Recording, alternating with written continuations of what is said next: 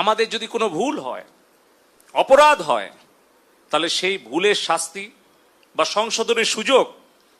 আপনারা আমাদেরকে দিবেন, কিন্তু মাননীয় প্রধানমন্ত্রী জননেত্রী শেখ হাসিনাকে দয়া করে আপনারা ভুল বুঝবেন না। শিক্ষা প্রতিষ্ঠান, ছাত্র ছাত্রী, শ্রমিক, মেহনতি মানুষের কাছে গিয়ে প্রকৃত সত্যটা তুলে ধরে